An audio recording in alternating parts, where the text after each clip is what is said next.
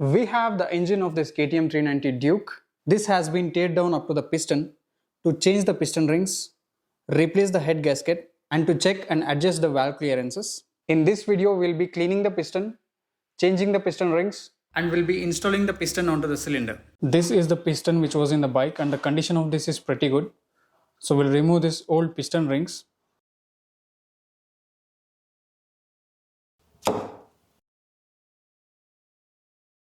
This is one.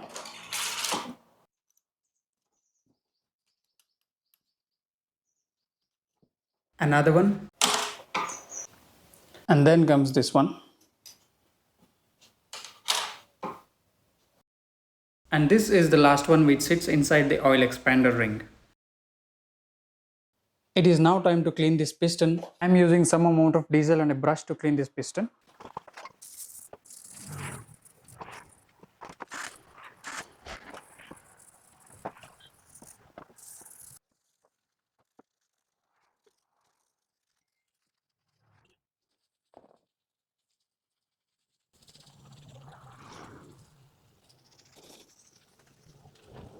So the diesel will dissolve all the oil content, and some amount of petrol will dissolve these soot marks on the piston.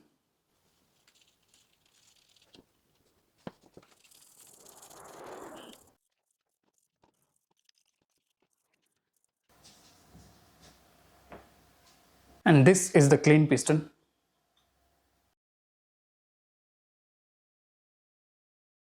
I have removed the old piston rings and have cleaned the piston. Now I'm going to install these new piston rings. These old piston rings are fine. The reason why I'm changing this with the newer ones is because oil expander ring in the newer versions is upgraded, where it has bigger holes than that of the previous ones. This would provide better lubrication for the piston. Before installing the rings on the piston is checked for damages and score marks. The piston is in good condition. With this, the new set of piston rings will go onto the piston. Piston grooves are lubricated.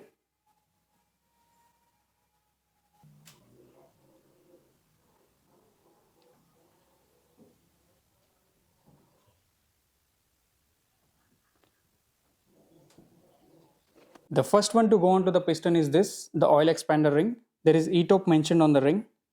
So this will be facing towards the top. There is also this spring which sits inside the oil expander ring, which has an opening. This opening has to be positioned opposite to the opening of the oil expander ring. This way. This spring is first installed onto the piston. This is loosened. This goes in this groove, and the opening end will face the intake side. The arrow which is marked here is towards the exhaust side. So this will face the intake side.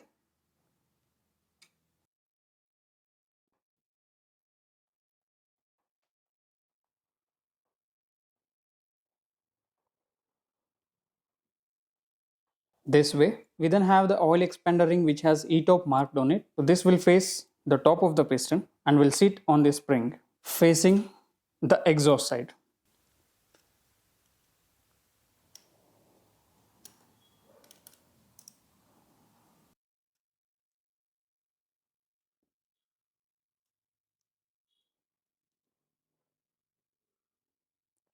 So the first ring from the bottom, the oil expander ring, has been successfully installed onto the piston, and then goes the oil scraper ring.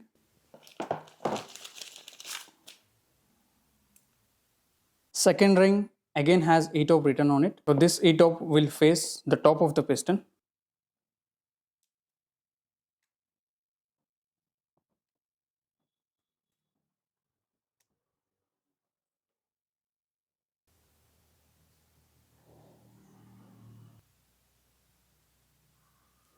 The second ring is successfully installed, and the last ring, which is a compression ring, this has N written on top. This will face the top of the piston.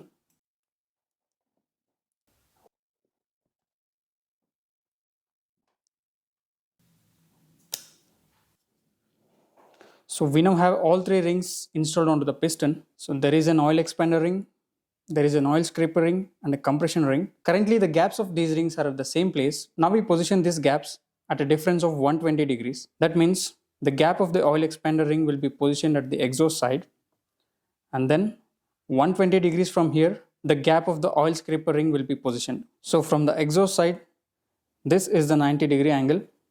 So 120 will be at this point. So we position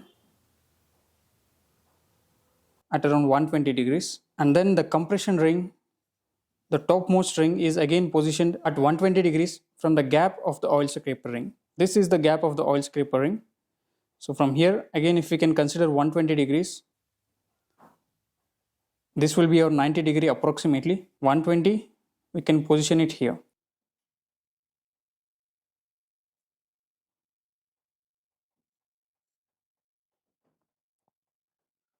The compression ring is positioned at 120 degrees from the oil scraper ring. Oil scraper ring is again positioned at 120 degrees from the oil expander ring. The gap of the spring of the oil expander ring is again positioned at 180 degrees from the opening of the oil expander ring. With this, the piston is now ready to go onto the cylinder. This is the tool I am using to compress the piston rings. This is lubricated.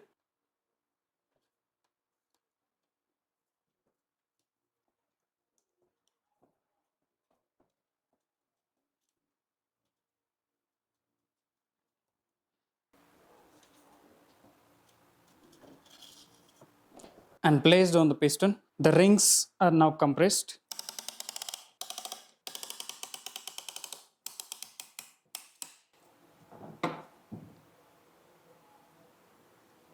Before mounting the piston onto the cylinder walls are lubricated.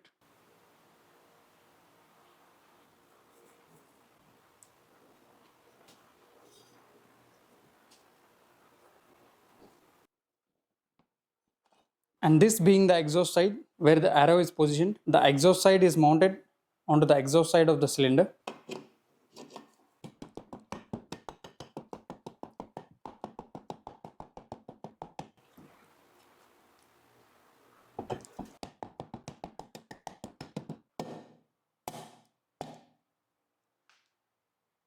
Piston has been successfully mounted onto the cylinder. Piston is then brought to the bottom of the cylinder by pushing it.